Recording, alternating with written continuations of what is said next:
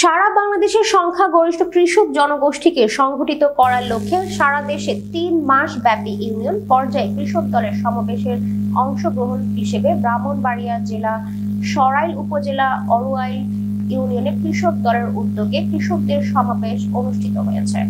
উক্ত সমাবেশের শুরুতে কোরআন থেকে তেলাওয়াত করেন মাওলানা ওসমান গনি। পরে জেলার কৃষক দলের নেতৃবৃন্দদের উপস্থিতিতে রবিবার 7 ডিসেম্বর বিকালে উপজেলার অরুয়াইল আব্দুস সাত্তার ডিগ্রি কলেজ মাঠে এই সমাবেশের আয়োজন করা হয়। অরুয়াইল ইউনিয়ন কৃষক দলের আহ্বায়ক আয়াত উল্লাহ মিয়ার সভাপতিত্বে অনুষ্ঠিত সভায় প্রধান অতিথির বক্তব্য রাখেন ব্রাহ্মণবাড়িয়া জেলার কৃষক দলের সদস্য সচিব জিলুর রহমান। বিশেষ অতিথি বক্তব্য রাখেন যথাক্রমে জেলা কৃষক দলের যুগ্ম আহ্বায়ক আলামিন, সরাইল উপজেলা কৃষক দলের আহ্বায়ক মোহাম্মদ মশিউর রহমান খান ও সদস্য সচিব জয়নুল আবেদিন রাজু, অরুয়াল ইউনিয়ন বিএনপির সভাপতি মাজহারুল হক মাজহার ও সাধারণ সম্পাদক এনামুল হক এনাম প্রমুখ। এ সময় সভাটি সঞ্চালনা করেন অরুয়াইল ইউনিয়ন জাসাসের আহ্বায়ক আমির হোসেন দুর্জয়। উক্ত সভায় উপজেলা ও ইউনিয়ন পর্যায়ে কৃষক দলের বিভিন্ন স্তরের নেতা কর্মীরা উপস্থিত ছিলেন।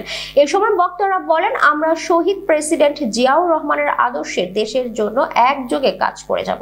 আজকের এই সম্মেলনের মাধ্যমে কৃষক সমাবেশের মাধ্যমে আপনাদেরকে আশ্বস্ত করতে চাই, যদি আগামী দিনে বিএনপি সরকার গঠন করে আমাদের আগামী রাষ্ট্রনায়ক তারেক রহমানের নির্দেশ হচ্ছে বাংলাদেশ জাতীয়তাবাদী কৃষক দলের মাধ্যমে কৃষকরা যাতে সরকারি সার যতভাবে তাদের কাছে পৌঁছায় বাংলাদেশ জাতীয়তাবাদী কৃষক দল তা নিশ্চিত করবে এবং এটাও নিশ্চিত করবে যাতে কৃষকের বাইরে যারা কৃষক নয় তারা যেন এই সার বীজ লুটপাট করতে না পারে সেই বিষয়টি নিশ্চিত করবে।